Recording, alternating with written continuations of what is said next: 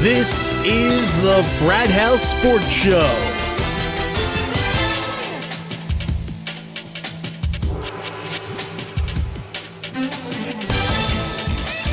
And now for this week's completely different and humorous perspective on everything sports, here's Frat House Mike and Sidekick.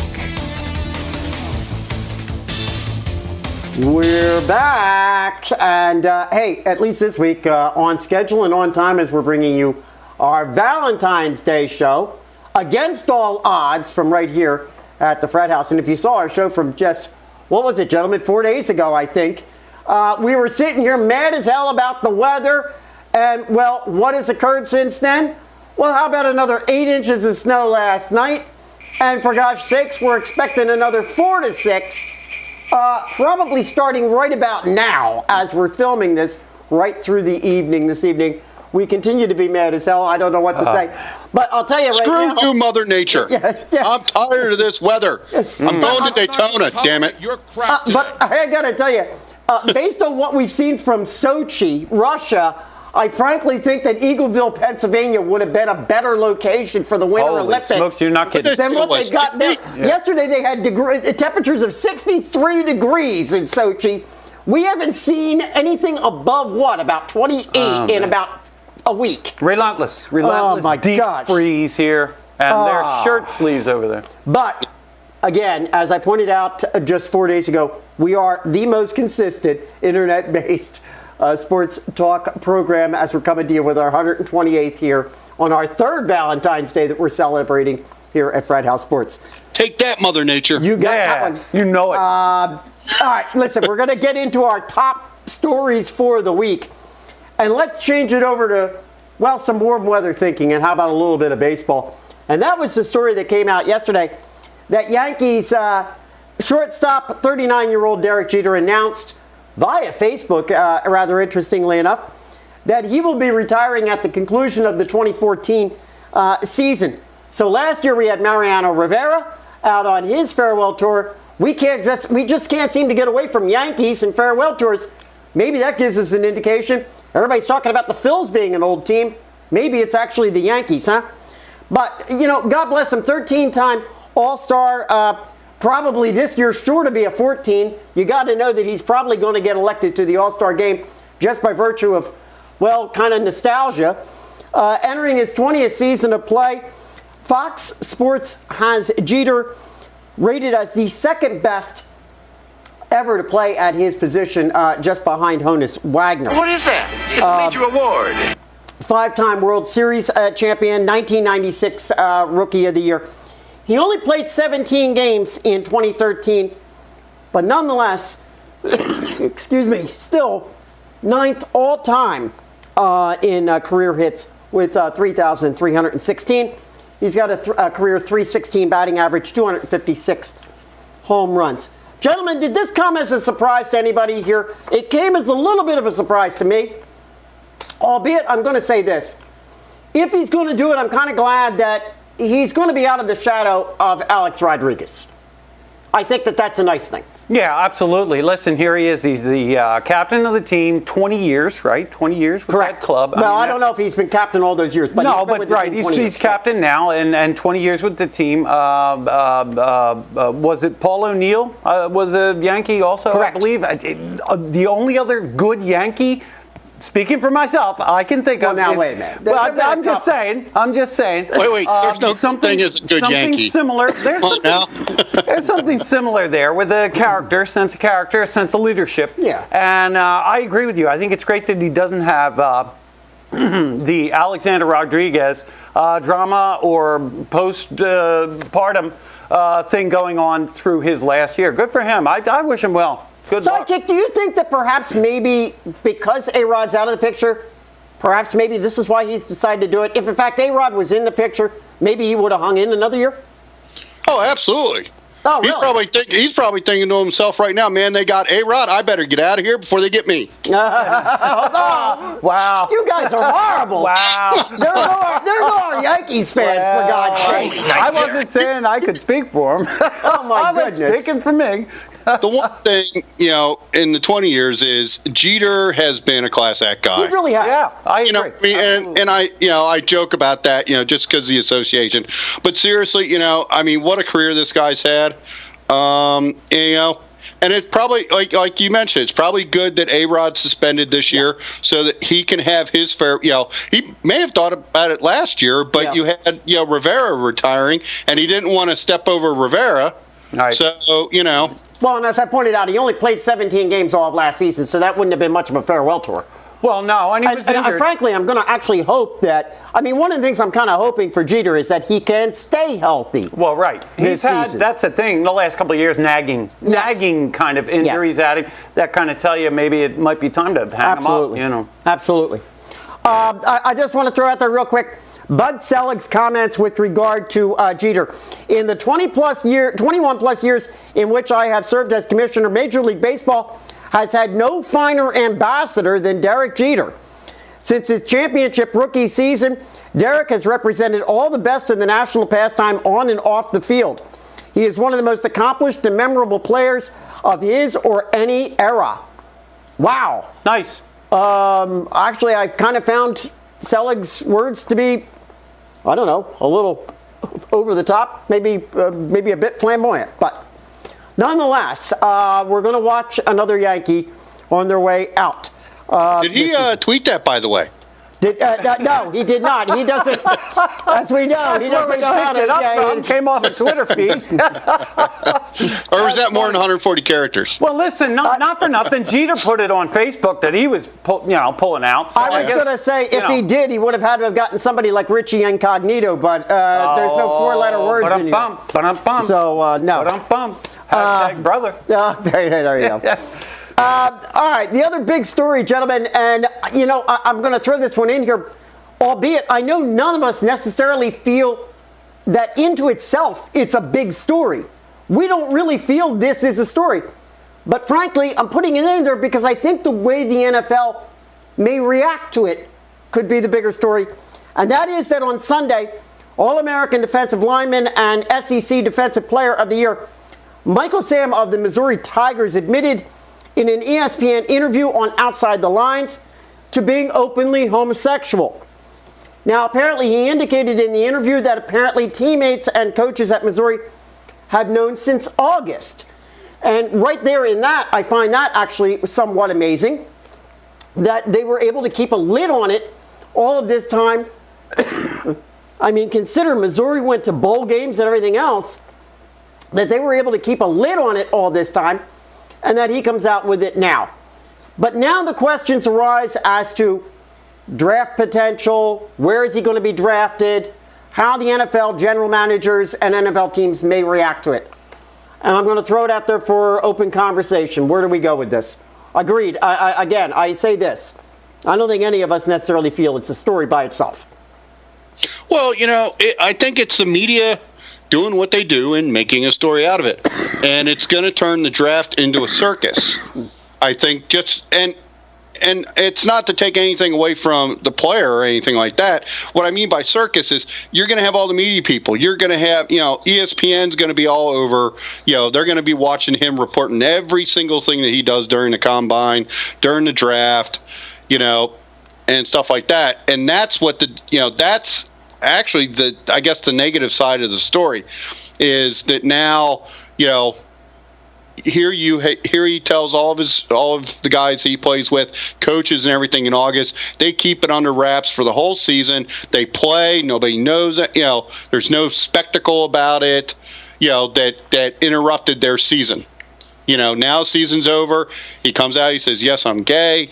I'm going for the draft." I don't think it should affect his position in the draft. He was the defensive player of the year. And I think he's based on that he should draft pretty well.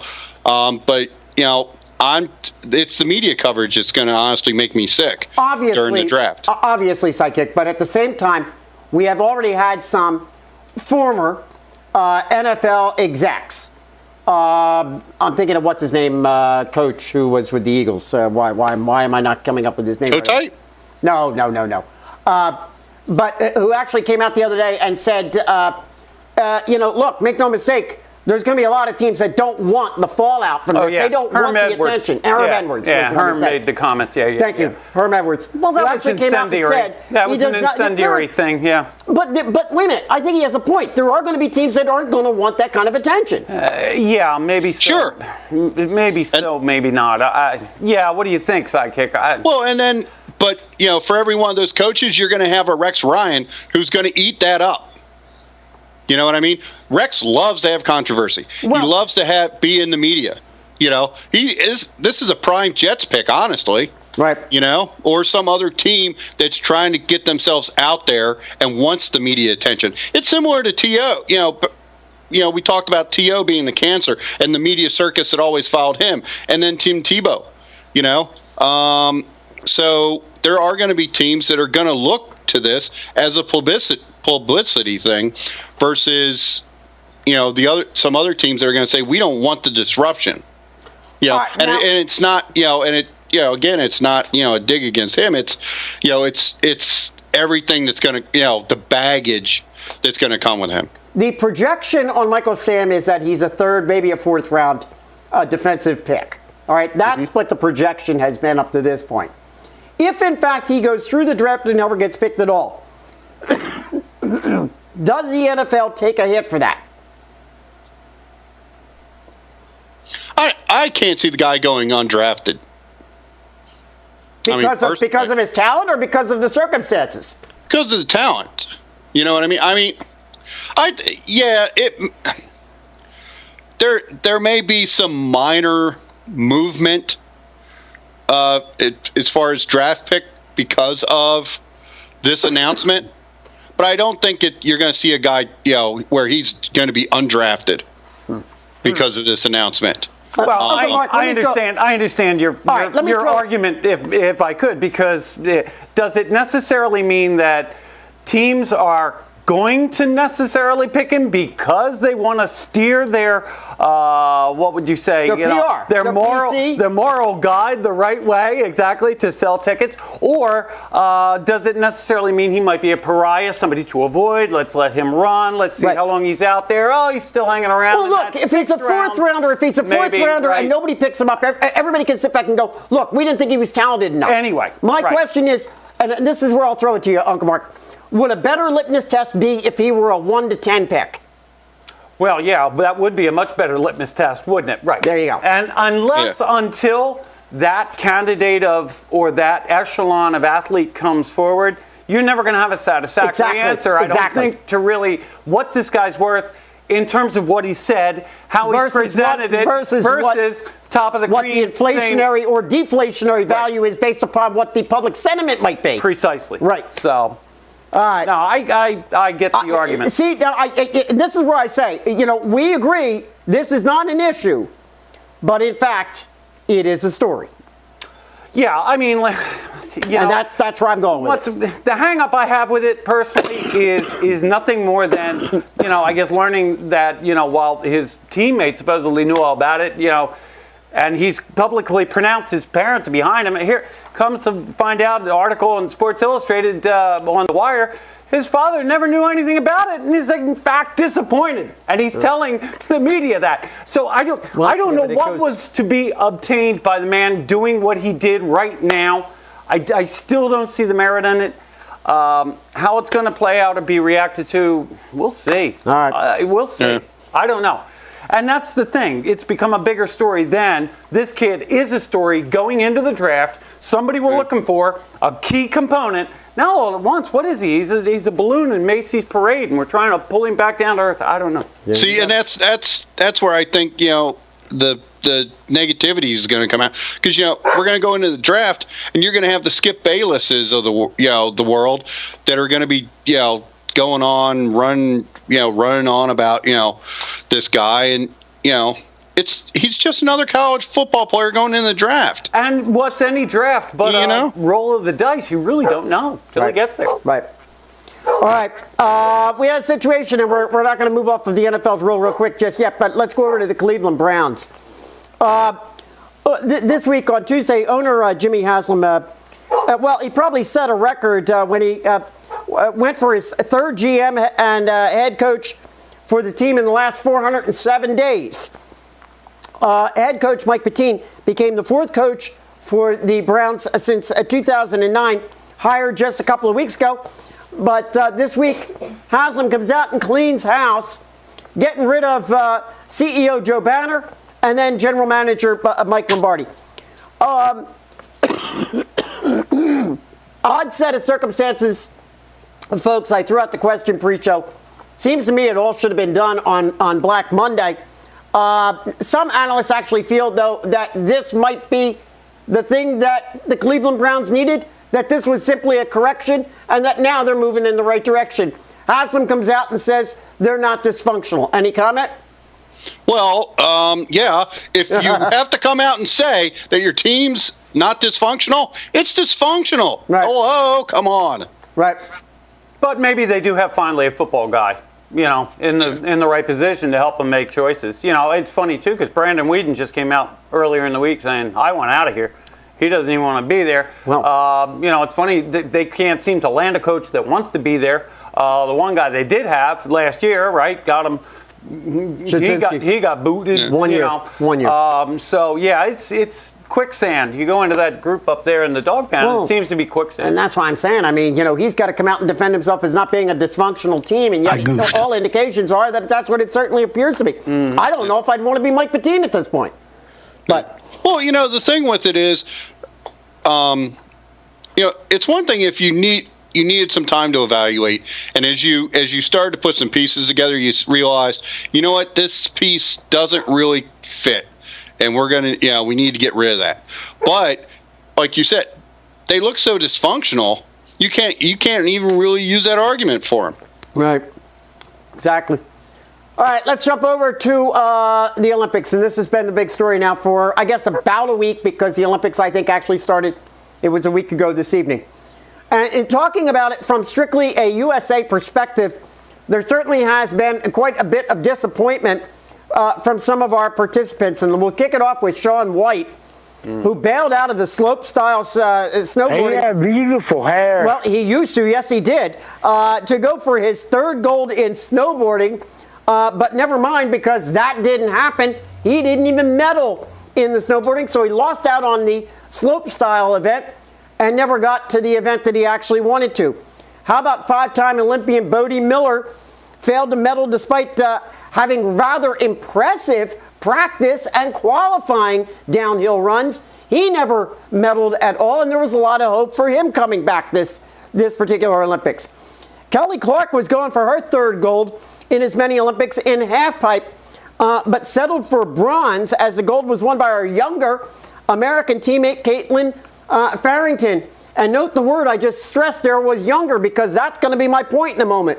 How about 2006 gold medalist skier Julia Mancuso?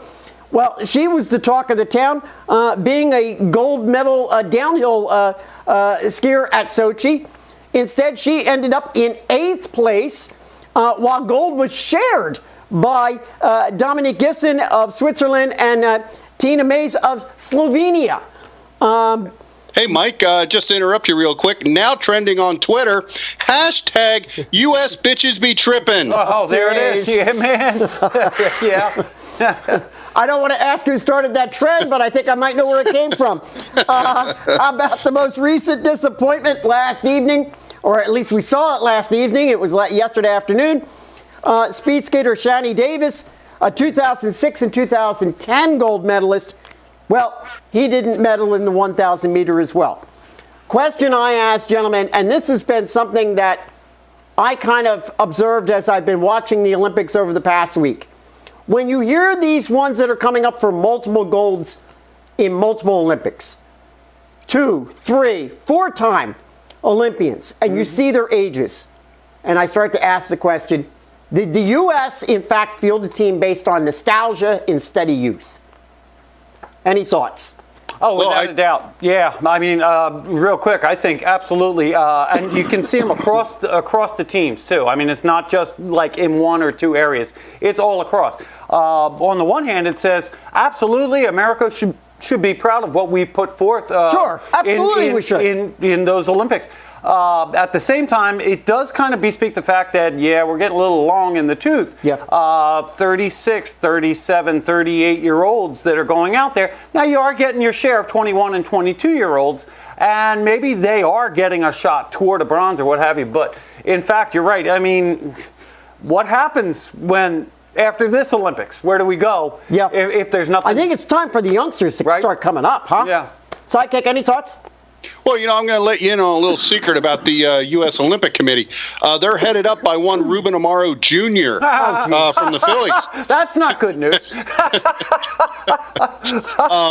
Listen, he doesn't do a very good job managing his own team back in Philadelphia. I don't think we want him on the international circuit. Here's another trending. Hashtag ARP Olympic team. Oh, there you go. Oh, boy, oh, boy. Oh, now we got two. Yeah, we got two of them. You're sitting over there with your mobile phone, aren't you there, Sidekick? Yeah, I am. Got his hand on the pulse. Hand on the pulse. What's trending right now? All right, let's go take a look at where things stand right now with the Olympics, and then that's going to lead us into a little bit of Olympic hockey talk and even a little bit of NHL talk. And our Olympic chat this evening, our exclusive Olympic chat, is brought to you by our friends over at CLW83. Jim and Carl over there, get over there and check out CLW83.com. Many, many thanks, gentlemen, for your support to us. There's the current medal board, and what I'm showing you here are simply the top 5 teams and medal counts. That's all I'm showing you. This is through activity as of today, Thursday the 13th. And you can see Norway is leading things at 13. Very, very tight board. Netherlands at 12. United States has got 12 medals. The Russian Federation at 11. Germany jumped up to number 10. Canada, in fact, is tied with 10, but Germany is leading them by virtue of the number of golds. Germany right now leads the entire world in the number of gold medals.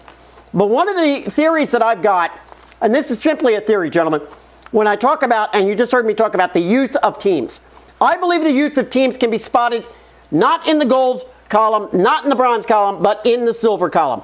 When you take a look at that silver column, those are the participants that are reaching near the top but haven't quite gotten there yet. Maybe there's 1 or 2 that are slightly better than them. And when you take a look down the United States column in the silvers, we've got 2. So in fact, I believe that the silver column is a barometer of where we're going with the concept of age on your teams. There's our medal count. We'll be bringing that to you every single day. I'll be updating that over on our Facebook page. You want to get over there and check out our Facebook page if you want to see the medal count updated every single day. Mark, talk to us a little bit about what's going on in hockey, because we had a game today. The U.S. men, played today their first game against Slovakia, right. Slovakia, and won that game rather convincingly. I believe it was 7-1. Yeah, absolutely right.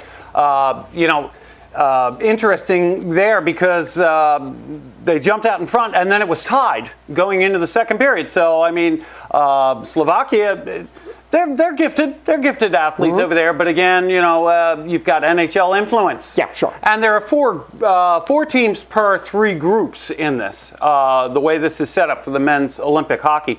And kind of like divisions. Correct. And what we're going to do is we're going to see them round robin through their group and then ultimately get into the playoff. So up first we have Group A, which is, of course, the USA, including Slovakia, who we played today. We're next going to face, the USA is going to face Russia on Saturday. Now, it's going to be a very, very good, that should be a good matchup just because USA, NHL, Russia, a lot of NHL influence, so that should pair up well. And of course, we're going to also match up with Slovenia. Now, you got your Group B over here, and what's great about Group B is it too has a nice representation of NHLers, teams Finland, Canada, both bringing a great deal of... Norway, too, I would think, has some NHLers, does it not? We don't at this point at the NHL level. How about although that? At the affiliate level, there are Norwegians that are playing. We have had Norwegians in there, though. Right, yeah. But for this particular year, not. And, of course, Austria rounds out that group. And then, of course, on the bottom, we have Group C. And it's certainly not a bottom group because Sweden... A very, very good contending team, full of NHL firepower. Czech Republic also in there. They too, I think, will make some noise, although critics are going back and forth. We'll talk about that in a minute. Switzerland and Latvia. And any of these teams, in my opinion, could certainly get hot at the right time and go forward, even though they're not laden, let's say, with all the NHL firepower. Right. What's great is that they are going to be playing this at a wonderful arena, which is the Bolshoi Ice Dome. And we had that up earlier, and they also have then a mobile arena known as the Sheba Arena. So between the two, they're going to be able to get all of these round-robin games in pretty quickly. It is a bigger surface, by the way, folks. This isn't NHL, right? NHL's 200 by 85. This works out to be more clearly in terms of feet each way. 340 by approximately 100. Wow, that's substantial. Yeah, 120. So it is a bigger surface overall. The Olympic size surface versus the NHL. And let's bear in mind too, and we got to be patient, the referees are not NHLers, folks. Yeah. They call it an international game, which IIHF in conjunction with NHL is going to keep it fairly recognizable. And certainly we're going to hear a lot of names, and I'll hit a few real quick. But it's a bigger surface, a little bit slower game. And certainly called maybe a little bit differently. We had a little issue with the ladies yesterday, and a late whistle that resulted in a goal. Controversial goal. It kind of went back and forth. Yep. And of course, the women, like the men, are doing the same thing. They're using international. But here is how I kind of see it going. I think essentially at the end of the day, for the Olympic hockey, you're going to see 6 teams coming out of it. And they're going to be throughout all 3 groups. And certainly the United States and Russia, I do see going into sort of that quarterfinal and semifinal round. Sweden definitely is going to probably be there. I'd like to believe the Czech Republic, although they might be a little bit old. Oh, talk about an older, right? Talk about older in the Olympics. Unfortunately, the Czech Republic is one of those teams, in my view. It's getting older from the NHL fire standpoint. The firepower standpoint, pardon me. And of course, up here, you got Finland and Canada, which are also going to be, I think, contenders. You're just laden. Canada is the team to beat, bar none. If I read a few names, I mean, I'm not going to have to go far. Sid Crosby, Roberto Luongo, Martin St. Louis. Oh, geez, Claude Giroux. Everybody remembers he didn't get picked.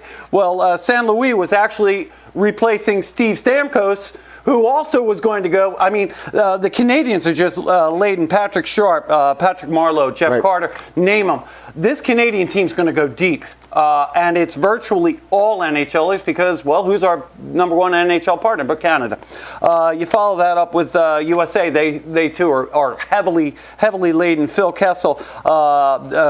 Some names we heard today, obviously, Jonathan Quick in goal. We heard today. Kevin Shattenkirk, Paul Martin, Dustin Brown. Lot of firepower going out there. The Czech Republic, the Swiss, Finland all bring NHL aspect into the game. And I don't know what you guys think, but to me, this is the best week of the Olympics. Wow. All right. Best week of the Olympics. Any words on that, Sidekick? You're going to be following some Olympic hockey as we get into it? You're going to recognize names. The hockey, yeah. You got St. Louis Blues, which are a great NHL team. Situation doesn't look good, sweetheart.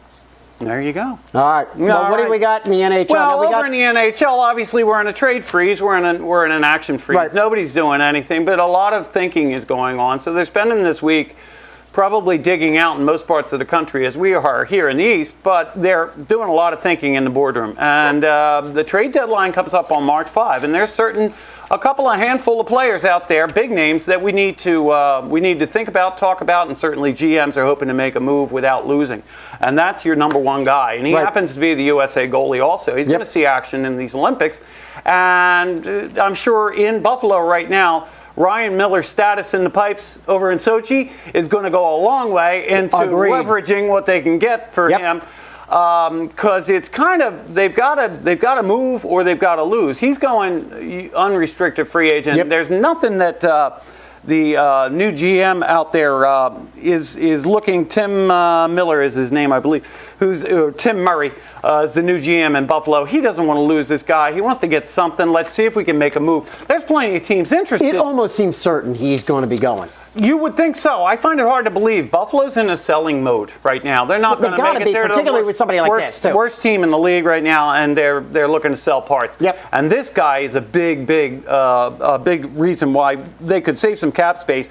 Potential landing spots for him are endless, but they include St. Louis, sidekick you heard, for Ryan Miller. Tampa Bay's looking at him. Washington Capitals, believe it or not, are looking at him. Minnesota Wild is looking at him. So you have some teams there that are on the bubble that another piece or two, and they might be able to go right in. Now, from here, we could go to a couple of Devils, one of which being this man over my shoulder.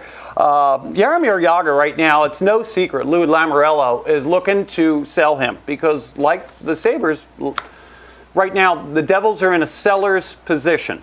If they're getting something, they want to have it for future because it doesn't look good that they're going to go any kind of postseason, and if they do, it'll be a fluke. Mm-hmm. This man actually is their leading scorer, and he still has value. Interestingly enough, if they can find the right suitor, Jaromir Jagr could probably go almost anywhere as a rental. And if he wants to retire, it doesn't matter. He's got no loyalty to the Devils. Seems like last year he was moved over to Boston right at the end, right at the trade deadline. Yet again, just like he did 2 years ago with the Philadelphia Flyers, here he leads the Devils in goal scoring. He's our guy. I mean, he really is the guy. 42 years old, he still has the hands. He's got the instincts. He's got the experience. He's wonderful. Now, flip side, him, but we can leave him up, would be Ryan Callahan, captain of the New York Rangers. I can't see it. Another big hot name out there. There are a handful of teams. Once again, let's see. Well, did we mention them? No. Colorado, Columbus Blue Jackets might be interested in getting Callahan's rights. Here's the issue with Callahan. They're okay with the money he wants, which is in the range of 7 years for about $60 million. They're okay with the money. They just don't want the term. That's where there's a hang-up with Glenn Slater in keeping their captain. So my thought is they're going to renegotiate this. They'll probably give him his money, but try to make that happen in 6 years. Or 5 years with a sixth option, because their concern is they don't want to tie themselves up. The Rangers are trying to build, though, and I can't see them unloading Callahan. Well, they're trying to unload. No, I agree. They really want to keep him, and I think they should. Yep. Dan Girardi might be another one that I think they can sign on and keep. They've got Lundqvist under knuckle now, so they know they've got him.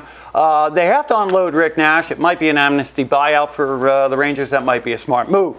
The last one, of course, will pop up will be Martin Brodeur, and he also is from the New Jersey Devils. Unlike Jagr, this guy's for rent. He's willing to go if it's the right opportunity for him. And certainly Lamoriello, once again, is looking for a prospect for another year, realizing he can't give this man any kind of postseason. It's probably not going to happen.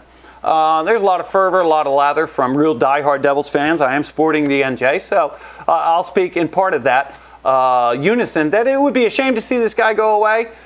But let's be honest, folks, he's going to come back. They're going to sign him to a one-day contract, and he'll retire as a Devil. Yep. Where's he going to go? That's a big question mark. Quite frankly, if you've got a starting goaltender, you're probably going to ride him through the playoffs. Again, like Ryan Miller, you can look at goaltender options in the Olympics. This man this year is not in the Olympics, so we're not really going to get a look at him that way. Interesting sidekick. I'll tell you what, right now with Halleck and Elliott out there in rotation and tandem, and I believe one of them still out injured, St. Louis actually is making a play to possibly pick him up. The other big name I heard, Chicago. Wow, only the Stanley Cup champion. How about that? Well, now, speaking of Devil, it was reported today that Ed Snyder was out, seen at the bank with his coin jar, trying to cash it in because he's not making any money over the Olympics right now. Absolutely right. Yeah. Well, that's the thing. We're losing all our investment over those guys over there. He's hurting. Sochi. didn't quite budget it in. He's out trading them coins in. Yeah, for rubles. He's got to go for rubles. Yeah, really.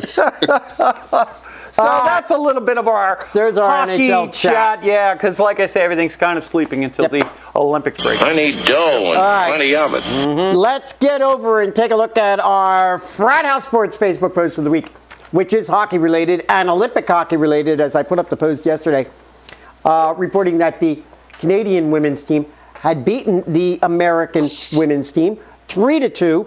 You referenced it before. Controversial goal. Good game. That was the first game of the tournament for the ladies. This is expected to be the gold medal. They will meet again. This is what at least is anticipated. They will meet again. Yep. That they will meet for the gold medal. It will be the U.S. against the Canadian women. So hopefully we have a different post for you at that point if that occurs. But get over there and check out our Facebook page, Frat House Sports. Absolutely. Give it a search. Give us a like. Give us a like. Okay, let's get over and talk NASCAR. We got the NASCAR season is upon us incredibly already. Yeah. Take a look at this one. We've got the Sprint Unlimited coming up. Oh, I'm sorry. Yes, thank you. Brought to you, our NASCAR segment is brought to you by our friends. Always. Chris over down in Baltimore down at Herb FM Sports Radio. All right, get over there and check them out at herbfm.com. But as I was pointing out, we got two big events coming up prior to the Daytona 500. One of them is this Saturday, and that's the Sprint Unlimited coming up at Daytona International Speedway. And that will be broadcast on Fox Sports beginning at 8 o'clock on Saturday evening. And then next Thursday at this time, 7 o'clock starting out, we've got the Budweiser Duel. We got two of them, number 1 and number 2, and that starts at 7 p.m. again on Fox Sports. So we thought we would take a little bit of time now, folks, to take a look at a little bit. A little bit of preseason stuff. Sidekick, we're not going to have you here with us, I think, next week, right? Because you're going to be en route to Daytona. Yes, I will be en route.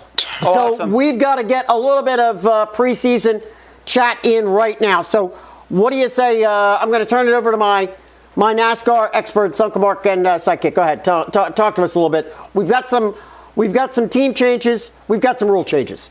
Yeah, what do you want to go with there, Sidekick? Team changes, couple names that jump out. Obviously, Martin Truex Jr., who suffered he suffered sort of everything spoiled rotten for him last year with the MWR after that debacle at Richmond. But hey, he finds himself piloting the 78 ride for Furniture Row. I think that's good news. That should be fun. Yep. What else? Yep. What else we got? Well, we've got the number 3 returning. Yep. To NASCAR Sprint Cup this season with Austin Dillon riding it. Yeah. Nice. Not quite. I personally am not quite digging it, but I know a lot of Earnhardt fans Not are. quite digging it? No? Okay. Well, I know they don't do number, retirements in NASCAR, and there have been other people to drive the 3. But if there was ever an occasion where you would retire a number, possibly, I think that would be it. I read tonight that Dale's wife's not too happy about it. That I did read. Yeah.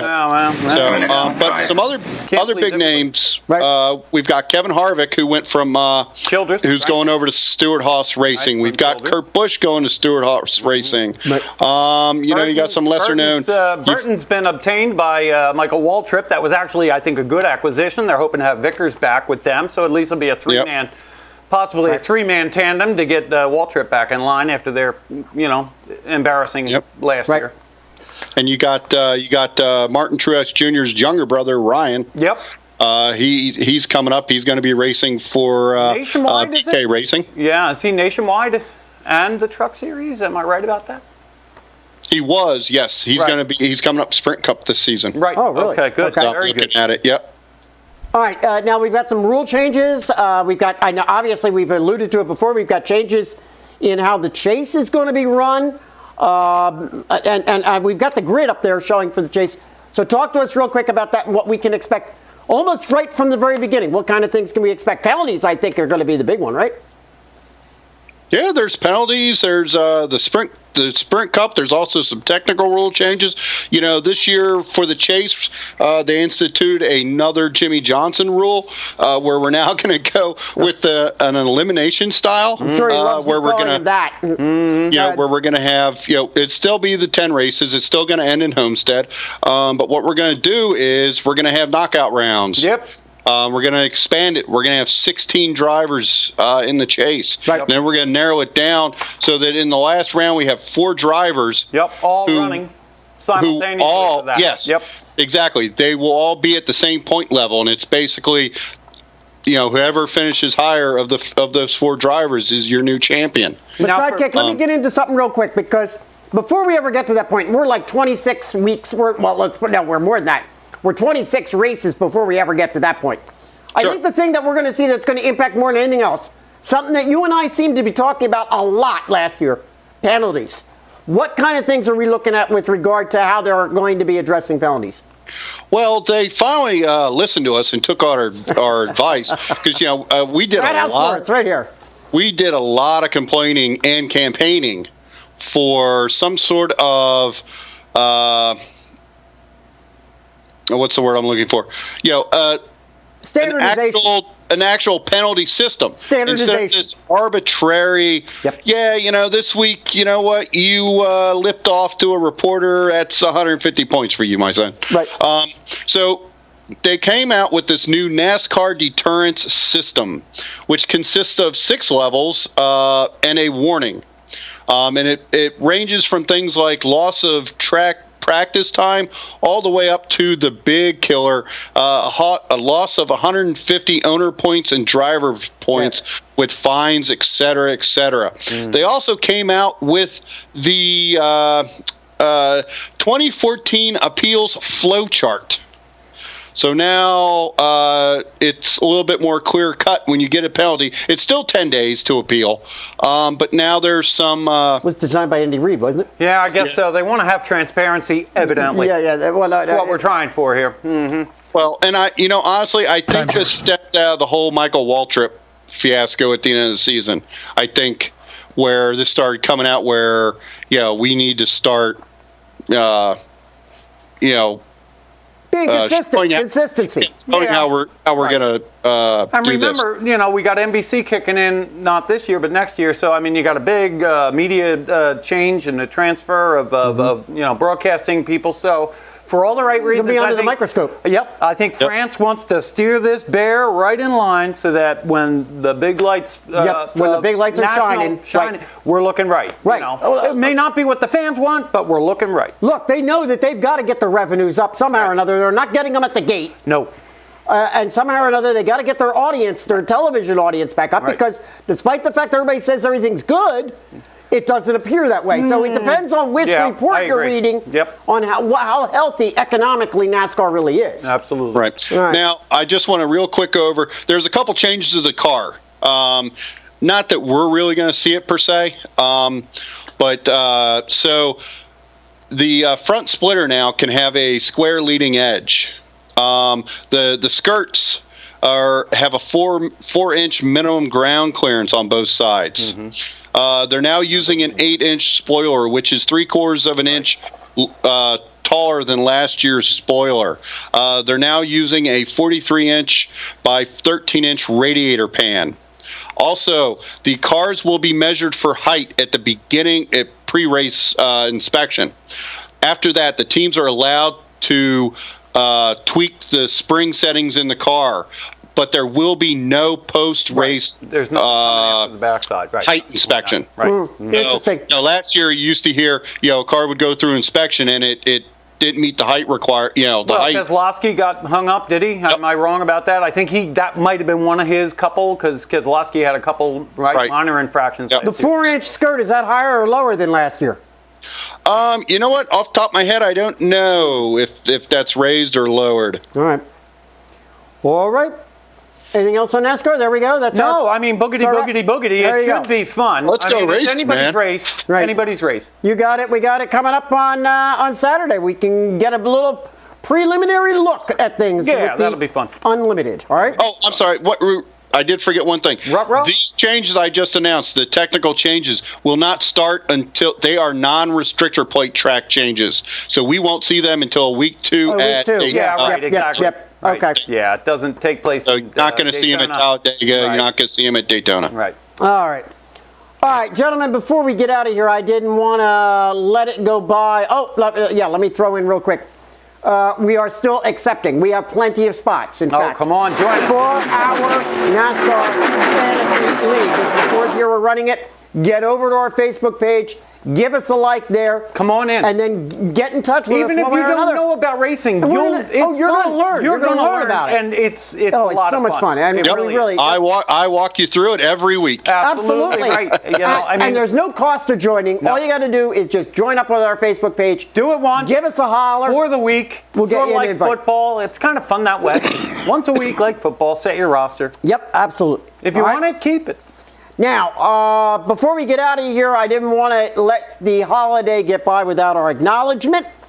It is Valentine's Day, and so I thought we would just run around real quick and shout out to everybody. I guess, we do this sports thing. We've been doing it for 128 weeks. Obviously, we all love sports. What is it you love about sports so much? Man. Oh, okay, I'll tell you. It's real simple. To me, sports is like any other love affair. And there are 5 things that you need to have any love affair really affect you. And here they are. First of all, it's based on attraction. I like my sports based on what I'm attracted to. It has infinite possibility and hope every year. Every new season, it starts up. I'm hopeful. I'm loving it again. It does incorporate the aspects of trust and affection now. So if I'm going to be loving my sports, I've got to believe in it and I got to trust it. There's always the risk of heartbreak because if my team doesn't come through, I'm really crestfallen. And Those jerks. yeah, the worst part is, and I think you hit it, Dave, cheating never helps. There you go. Cheating never helps. Sidekick. You're up, dude. Cheerleaders, man. Come on. Oh, absolutely. It's all about the cheerleaders. Well, you made that simple. You made that one real simple. violation. All right, well, regardless of, here's where I am. Regardless of what I'm watching each week, I find myself supporting it and following it and always rooting for somebody one way or another. I love the unexpectedness of sports, and you never know which way it's going to come out. It keeps you on the edge of your seat. Mm-hmm. All right, I could be watching anything. I could be watching bowling. I could be watching, it doesn't matter. I'm going to root for somebody. There it is. All right, very, very stormy night here on what is another snowy evening. Wish everybody out there a very, very happy Valentine's Day tomorrow. Somehow or another we got through another show. I don't know how we did it, but we did. We'll be right back here with you next week without Sidekick, but talking all the things that are related to sports from last week. In the meantime, one more thing you got to do for us. You got to keep us real. You got to keep us live. You got to keep us going. We'll see you next week. Yeah, we got. What do we have happening? We have some snow. Snow. We have snow falling outside. Dave? Believe it. Yeah, no, I'm good. Okay. He's got his. He's not even looking. He's got his. That looks very nice. Well, he's watching the swimsuit thing. Is on the Yeah. other channel. Yeah. No, I forgot that we had the one thing we love about sports. Uh-oh. So Find something? I'm going to have to figure out something here well, quickly. It's a swimsuit edition of the shoot right, from there SI. you go. I There mean, you go. what? Is there a question? Yeah, cheerleaders. That's the thing. Absolutely. Cheerleaders. Oh, there you go, Dave. Cheerleader. All right. All right.